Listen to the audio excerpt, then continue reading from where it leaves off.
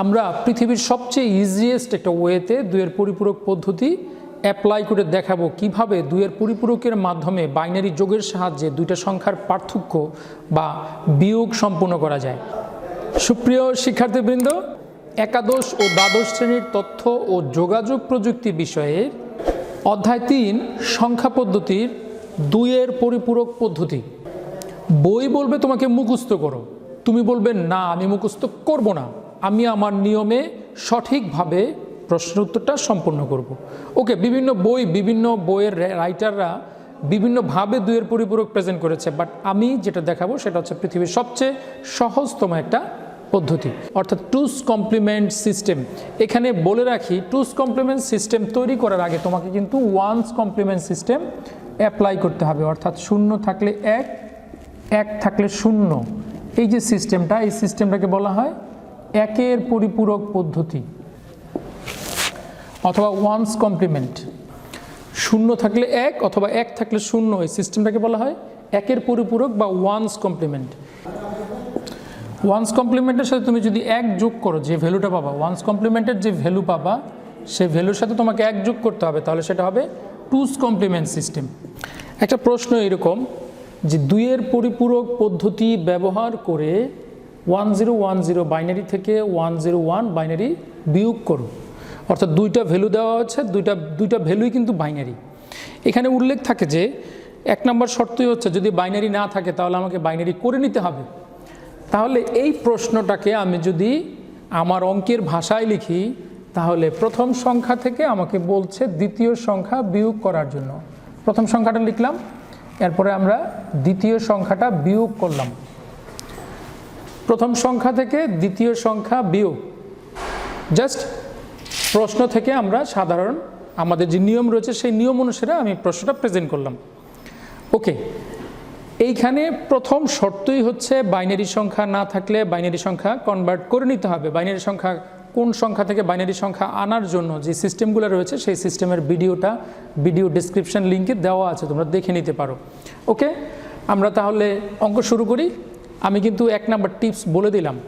2 number tips হচ্ছে আমরা এই অঙ্কগুলো যখন করব তখন রেজিস্টার ব্যবহার করব।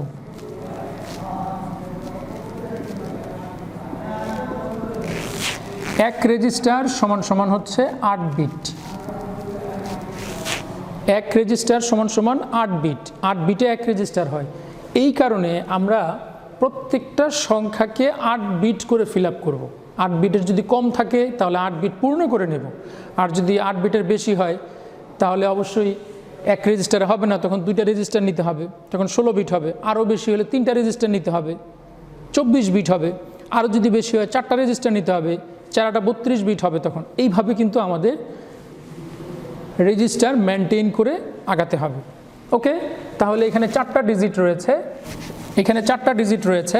4টা ডিজিটকে আমি যদি রেজিস্টারে বসাতে চাই, সামনে আরও 4টা শূন্য দিয়ে কিন্তু আমার 8টা বিট ফিল আপ করলাম। মাইনাস চিহ্ন আছে, মাইনাস চিহ্ন দিব। এইখানে 3টা ডিজিট রয়েছে 101, তাহলে এইখানে আমাকে আরও 5টা শূন্য সামনে দিতে হবে।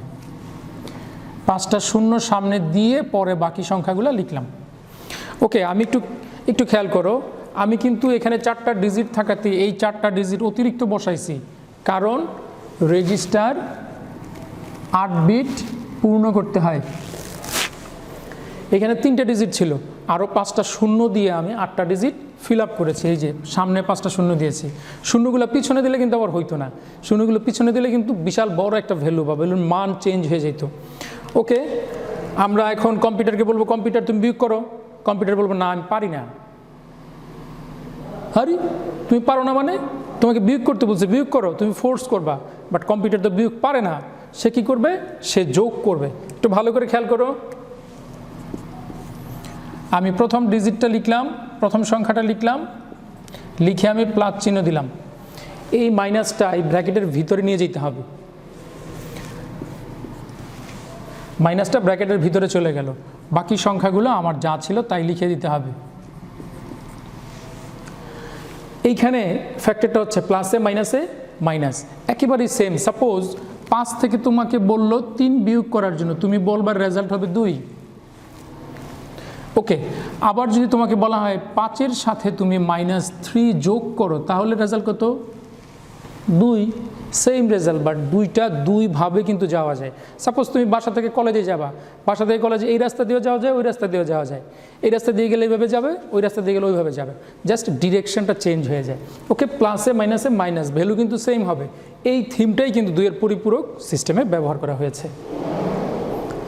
ওকে, এখন আমি যদি তোমাকে জিজ্ঞেস করি, এই মিয়া বলো তো +3 আর -3-এর মান কি সমান? তুমি কি উত্তর দিবা? +3 এবং -3, একটার সামনে মাইনাস চিহ্ন আছে, আরটার সামনে মাইনাস চিহ্ন নাই, দুইয়ের ভ্যালু কি সেম? নো, কখনোই হতে পারে না। প্লাস ভ্যালু এবং মাইনাস ভ্যালুর মান অনেক ডিফারেন্ট। সো আমি একটু খেয়াল করো, এই যে এই সংখ্যাটা ছিল আমার প্লাস ভ্যালু, অর্থাৎ ধনাত্মক সংখ্যা। হঠাৎ করে তুমি এটার সামনে মাইনাস চিহ্ন দিয়েছো, ঋণাত্মক সংখ্যা তৈরি করেছো, তার মানে ধনাত্মক ভ্যালু আর ঋণাত্মক ভ্যালু সেম না, এই ঋণাত্মকের ভ্যালুটা কিন্তু চেঞ্জ হয়ে যাবে। সো এই ধনাত্মক সংখ্যাটা আমি লিখলাম 5টা 0 1 0 1। এই ধনাত্মক সংখ্যাটাকে কিন্তু আমার এখন ঋণাত্মক সংখ্যায় রূপান্তর করতে হবে। কিভাবে? 2-এর পরিপূরক পদ্ধতি ব্যবহার করে। এই কারণে আমি সবগুলা ডিজিটের সামনে তীর চিহ্ন দিব, প্রত্যেকটা ডিজিটে ইন্ডিভিজুয়াল তীর চিহ্ন দিব। তীর চিহ্ন দেওয়ার পর ওই যে বলেছিলাম প্রথমে 0 থাকলে 1 আর 1 থাকলে 0। ওকে, প্রথমে 5টা 0 আছে, তার মানে 5টা 1 বসাই দিব। এরপর একটা 1 আছে, এটা 0 হবে, 0 আছে 1 হবে, 1 আছে 0 হবে। তাহলে এটা কী হইল? তুমি নিশ্চয়ই বলবা 1-এর পরিপূরক হইল। 1-এর পরিপূরক হইল। 1-এর পরিপূরক মানের সাথে তুমি যদি 1 যোগ করো, তাহলে কত পরিপূরক হয়? 2-এর পরিপূরক। ঠিক বলছো। তো আমি 1 যোগ করব, এই যে এইখানে আমি টোটালটা নিচেটা দাগ দিলাম, নিচে লিখলাম 2-এর পরিপূরক। ওকে, তাহলে আমি শেষ দিকে চলে যাব। 0 আর 1 যোগ করলে বাইনারি যোগের বেলায় কত হয়? আমি একটু সূত্রগুলো একটু মনে করাই দিচ্ছি। 0 আর 0 যোগ করলে হয় 0, 0 আর 1 যোগ করলে হয় 1, 1 আর 1 যোগ করলে হয় বাইনারিতে 10, 3টা 1 যোগ করলে হয় 1 1 বা 11। ওকে, এই সূত্রগুলো আমাকে কিন্তু এখন কাজে লাগাইতে হবে। ওকে, 0 আর 1 যোগ করলে দেখো এখানে কত আসে? 1। তার মানে এখানে তুমি লিখবা 1। হাতে নাই, সো হাতে আর থাকবে না। আমাদের যেই সংখ্যাটা আছে এই সংখ্যাটা সবগুলা নিচে বসে যাবে অটোমেটিক। ওকে, আমি টোটালটা মুছে দিচ্ছি, একটু খেয়াল করো। আমি কিন্তু এই যে এইখানে ছিলাম, এই ধনাত্মক সংখ্যাটাকে আমি 2-এর পরিপূরক পদ্ধতি ব্যবহার করেছি। আর আমরা জানি ধনাত্মক সংখ্যাটাকে যখন 2-এর পরিপূরক পদ্ধতি অ্যাপ্লাই করি, তখন এটা একটা ঋণাত্মক সংখ্যার ভ্যালু বের হয়। তার মানে এই যেটা ছিল এইটা আমি আর ব্যবহার করব না, কারণ এর একটা নতুন ভ্যালু আমরা পেয়েছি। এই যে ধনাত্মক সংখ্যাকে 2-এর পরিপূরক অ্যাপ্লাই করে যে নতুন মানটা পেয়েছি, এটা হচ্ছে ঋণাত্মক সংখ্যার ভ্যালু। এই সংখ্যাটা আর আমরা অ্যাপ্লাই করব না, আমরা কি করব? ঋণাত্মক সংখ্যার নতুন ভ্যালুটা অ্যাপ্লাই করব। কোথায় অ্যাপ্লাই করব? এইখানে অ্যাপ্লাই করব। তাহলে আমি যদি উপরগুলা মুছে দেই,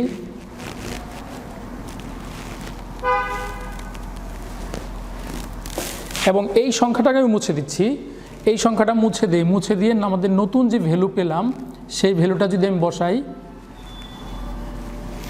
নতুন ভ্যালু পেয়েছি আমরা 5টা 1 0 1 1। এই যে এইখান থেকে এই ভ্যালুটা আমি নিয়ে ওইখানে বসাইছি।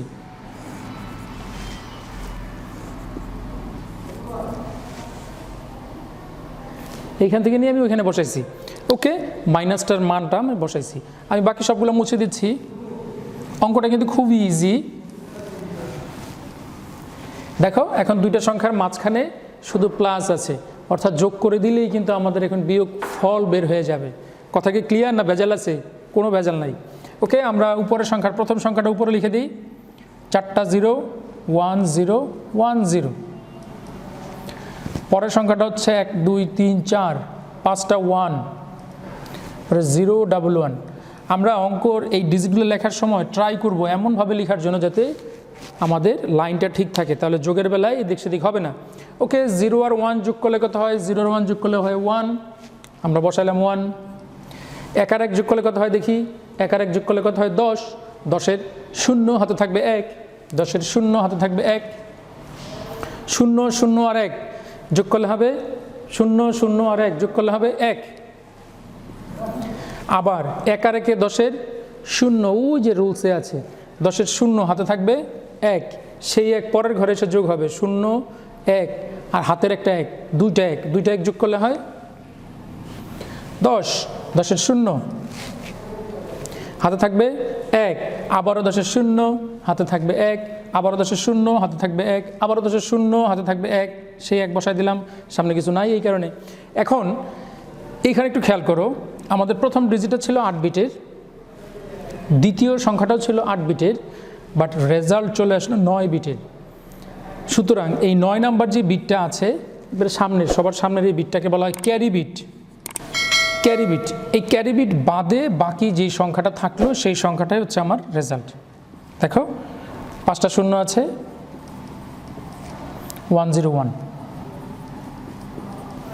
এটা হচ্ছে আমার 2-এর পরিপূরকের মাধ্যমে বিয়োগ বা বাইনারি যোগের মাধ্যমে পার্থক্য তৈরি করা বা পার্থক্য নির্ণয় করা। আশা করি সবাই বুঝতে পেরেছো। খুব ইজিয়েস্ট ওয়েতে কিন্তু আমরা 2-এর পরিপূরক পদ্ধতির সাহায্যে বিয়োগ করতে পারি বা 2-এর পরিপূরক পদ্ধতির সাহায্যে আমরা দুইটা সংখ্যার মধ্যে পার্থক্য নির্ণয় করতে পারি।